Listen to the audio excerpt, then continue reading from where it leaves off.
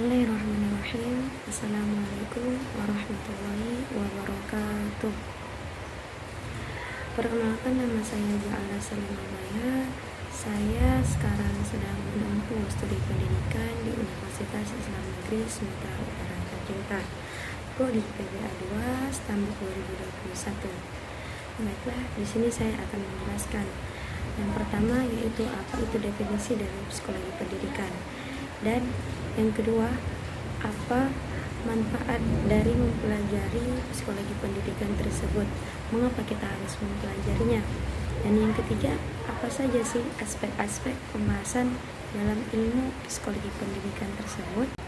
Nah, di sini kita akan membahas yang pertama yaitu apa definisi dari ilmu psikologi pendidikan.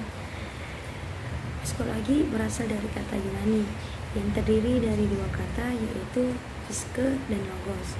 Psike yang berarti jiwa dan logos yang berarti pengetahuan. Jadi, secara etimologis, psikologi berarti ilmu yang mempelajari tentang kejiwaan seseorang, baik mengenai berbagai gejala, proses maupun latar belakangnya atau disebut psikologi. Dalam hubungan ini, psikologi didefinisikan sebagai ilmu yang berusaha memahami perilaku manusia, alasan dan cara mereka melakukan sesuatu, dan juga bagaimana mereka makhluk ini bisa berpikir dan merasa. Berbicara tentang jiwa, pertama-tama kita harus bisa membedakan antara hidup dan jiwa. Hidup adalah kekuatan jasmani yang bergantung pada kehidupan jasmani dan menimbulkan perbuatan jasmani, yaitu perbuatan yang disebabkan oleh proses belajar, misalnya insting, refleks, nafsu, dan sebagainya. Jika tubuh mati, maka jiwa mati. Sedangkan jiwa itu adalah kekuatan hidup spiritual yang bersifat abstrak, yang menjadi penggerak dan pengatur segala tindakan pribadi atau perilaku pribadi, hewan dan manusia yang lebih tinggi. Kebutuhan pribadi adalah tindakan sebagai hasil dari proses belajar yang dimungkinkan oleh kondisi fisik, spiritual, sosial, dan lingkungan. Nah, demikianlah definisi dari psikologi pendidikan. Masalah kita pada yang kedua, yaitu pesan kedua, yaitu apa sih manfaat dari mempelajari psikologi pendidikan ini? Mengapa kita harus mempelajari ilmu itu? Nah, manfaat mempelajarinya adalah yang pertama, kita dapat mengetahui perkembangan individu. Menguasai perkembangan dan ilmu psikologi perkembangan membantu kita untuk menyelesaikan permasalahan sendiri yang menimpa kita.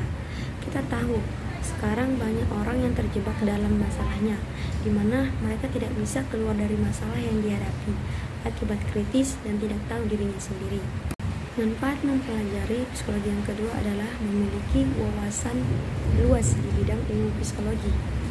Bagi orang yang mempelajari ilmu psikologi pun mendapatkan pengetahuan lebih banyak, membantu dalam menyelesaikan masalah diri sendiri ataupun masalah orang lain.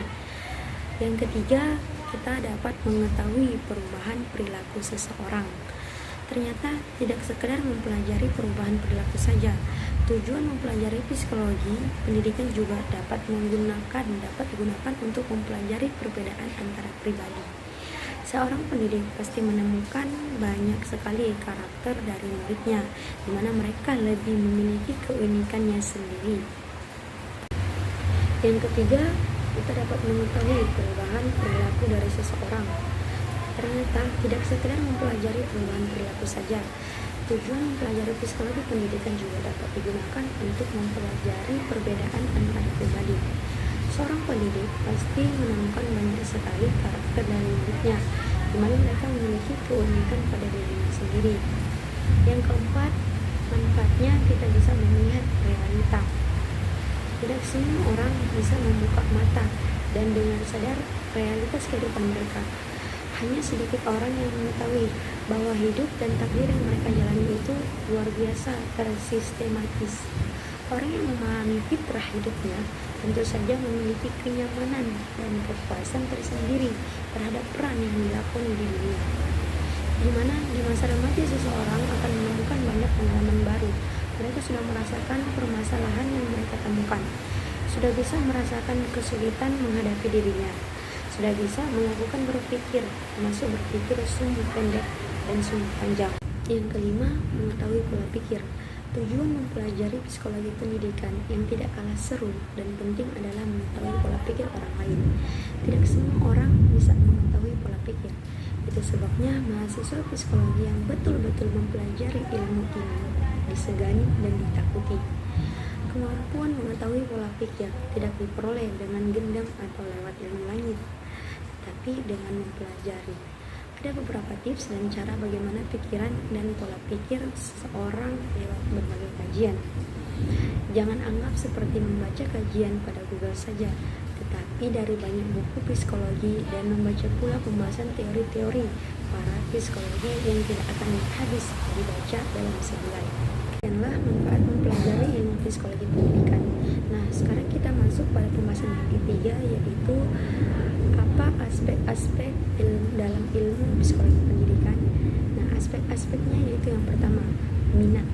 Nah, apa itu minat? Minat adalah kecenderungan yang menetap dalam diri subjek untuk merasa tertarik pada bagian atau hal tertentu dan merasa senang berkecimpung pada bagian itu. Seseorang yang memiliki minat terhadap sesuatu hal akan merasa tertarik dan senang melakukan berbagai kegiatan dan usaha yang berkaitan dengan hal tersebut. Yang kedua yaitu sikap. Nah, di sini kita mengartikan sikap adalah sebagai jumlah seluruh kecenderungan dan perasaan, kecurigaan dan prasangka, pemahaman yang mendetail, ide-ide, rasa takut, ancaman, dan keyakinan tentang suatu hal yang khusus. Yang ketiga adalah motivasi. Banyak faktor yang mempengaruhi keberhasilan siswa dalam belajar, di antaranya adalah motivasi. Motivasi adalah perubahan energi dalam diri atau pribadi seseorang yang ditandai dengan timbulnya perasaan dan reaksi untuk mencapai tujuan. Dan yang keempat adalah kreativitas dan aktivitas. Kreativitas sebagai proses mengacu pada suatu bentuk pemikiran di mana individu berusaha menemukan hubungan-hubungan yang baru, mendapatkan jawaban, metode atau cara-cara baru dalam menghadapi suatu masalah. Kreativitas sebagai pres merupakan kreativitas yang datang dari dalam diri sendiri atau internal, berupa hasrat dan motivasi yang kuat untuk berkreasi. Kreativitas melahirkan aktivitas atau kreativitas ditunjukkan oleh adanya aktivitas. Orang yang mempunyai kreativitas tinggi biasanya menghasilkan berbagai aktivitas. Oke, mungkin sampai di sini yang dapat saya sampaikan dan jelaskan. Terima kasih kepada teman-teman yang sudah menonton video saya. Saya Ja'alna Salwi Nurbaiha, izin undur diri. Assalamualaikum warahmatullahi wabarakatuh.